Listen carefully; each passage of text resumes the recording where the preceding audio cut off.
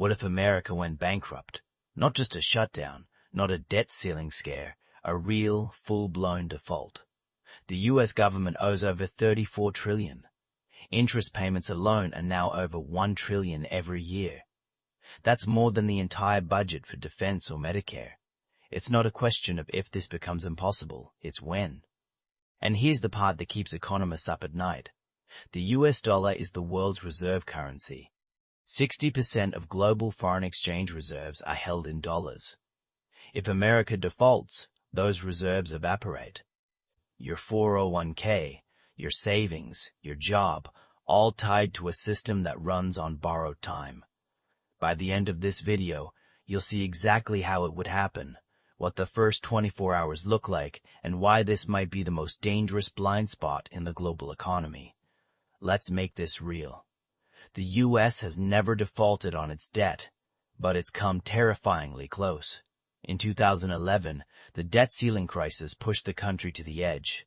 Standard & Poor's downgraded U.S. credit from AAA to EA+ for the first time ever. The Dow Jones lost 2,000 points in days, and that was just the threat of default. An actual default would be orders of magnitude worse. Imagine every single treasury bond, the safest investment in the world, suddenly becomes worthless. Banks that hold trillions in treasuries would collapse overnight. Pension funds, insurance companies, your retirement account, all wiped out. And it wouldn't stop at America's borders. Because the dollar is the backbone of global trade, a U.S. default would trigger a cascade that makes 2008 look like a mild recession. To understand why bankruptcy is possible, you need to see how the machine works right now. The U.S. government spends about $6.5 trillion every year, but it only collects around $4.9 trillion in taxes. That $1.6 trillion gap is borrowed by selling treasury bonds. China, Japan, and the Federal Reserve buy most of them. For decades, this worked because everyone trusted the U.S. to pay back. The dollar was as good as gold, actually, better than gold. The Fed can print money to pay off debt, but that causes inflation, so they walk a tightrope. Meanwhile, Social Security and Medicare are the biggest expenses. The Social Security Trust Fund has reserves of $1.3 trillion, but by 2034, those will run dry. That's when the checks stop automatically. No political drama, just math. Now here's where it gets fragile. The entire system runs on confidence. If investors suddenly doubt America's ability to pay, they demand higher interest rates on new bonds. That makes borrowing more expensive, which means more debt, higher interest payments, and a vicious cycle. Right now, the U.S. pays over $800 billion a year in interest. That's more than the GDP of most countries. If rates rise just 2%, interest payments hit $1.5 trillion. That's 30% of all tax revenue. Something has to give. Either taxes skyrocket, spending gets slashed, or the government prints money, which triggers inflation. In 2022, inflation hit 9.1%. Imagine that doubled while your savings disappear. That's the death spiral. So the world before bankruptcy is a house of cards. Trillions in debt, a government that can't agree on a budget, and a public that doesn't realize how close we are.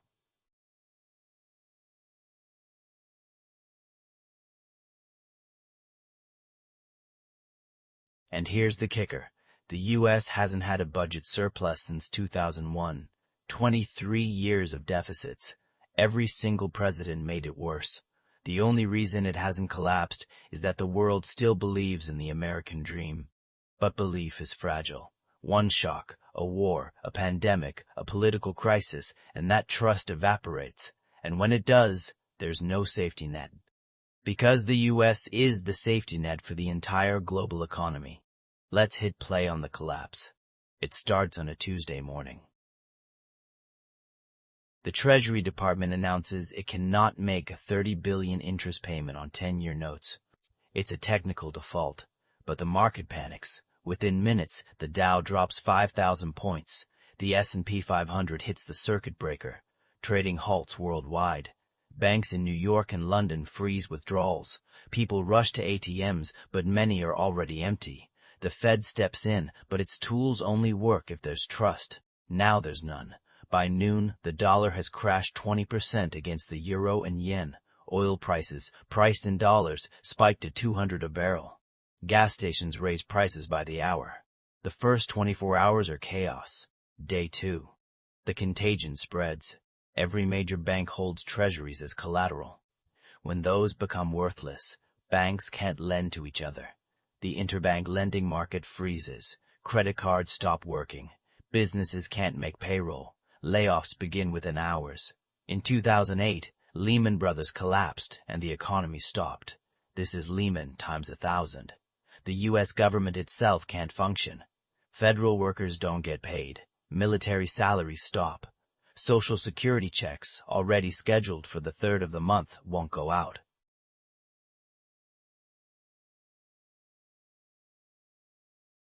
$67 million retirees suddenly have zero income. Within a week, food banks are overwhelmed. It's not a recession, it's a societal breakdown. Meanwhile, the rest of the world is in shock. China holds over $800 billion in U.S. treasuries. Japan holds $1.1 trillion. Those are now worth pennies on the dollar. Their central banks try to stabilize their own currencies, but the dollar crash means their exports become too expensive. Global trade grinds to a halt.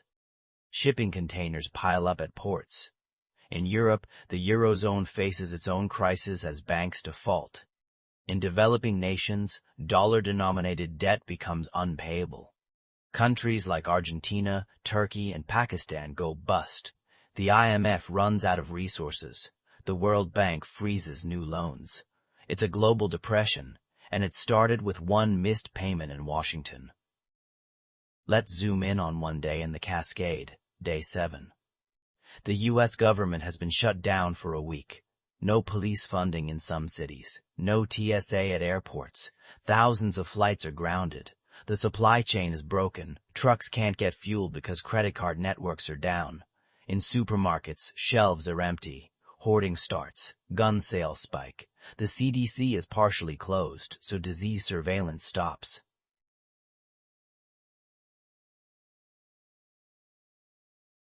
The FDIC has $100 billion, but depositors have $10 trillion. That insurance is worthless. The president declares a national emergency. Congress is deadlocked. The only option is to print money, but that would destroy the dollar completely. Here's the paradox. The U.S. can always print more dollars. That's the escape hatch. But printing money to pay debt causes hyperinflation. Zimbabwe, Venezuela, those are the models. If the Fed prints $34 trillion overnight, the dollar loses 90% of its value. Prices double every week. Your life savings become confetti. But the alternative is default, which causes the same outcome, just slower. So the Fed chooses to print. It's the only move. But the moment they do, the world abandons the dollar. Oil, grain, gold, all traded in yuan, euros, or a new digital currency. The U.S. loses its exorbitant privilege. Now America is just another struggling economy, but with nuclear weapons. This is the turning point, when the dollar stops being the world's money. The IMF creates a new global reserve currency, a basket of yuan, euros, and gold. The U.S. is not even invited to the table. American assets abroad are seized by foreign governments. The military, still the most powerful on earth, can't be funded. Bases close, ships stay in port, soldiers aren't paid. The alliance system crumbles. NATO effectively dissolves. China fills the vacuum, offering loans to countries that the U.S. once supported. The American century ends not with a bang, but with a default. And it happens in less than a month.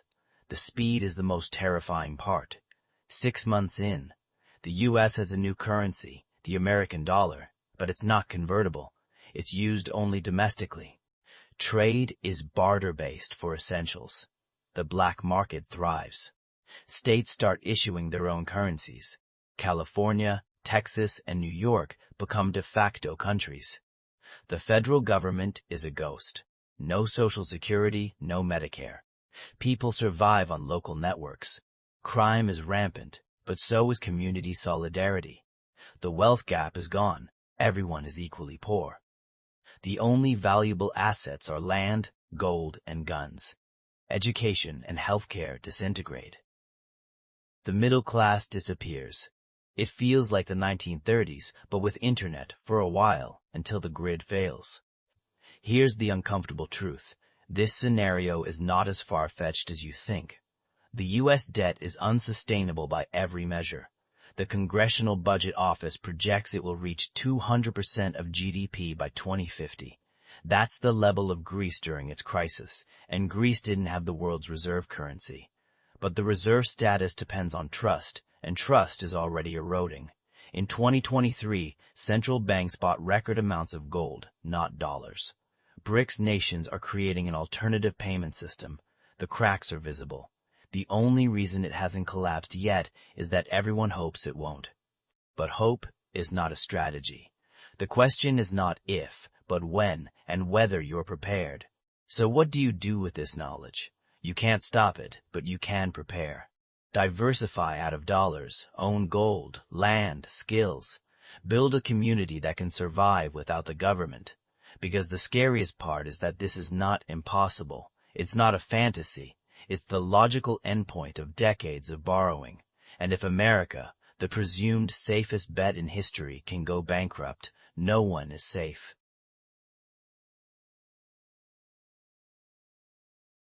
To wake us up before the crash. To wake us up before the crash. If you want to see what else the future holds, subscribe, hit the bell, and remember, the world is fragile, but your awareness is your shield.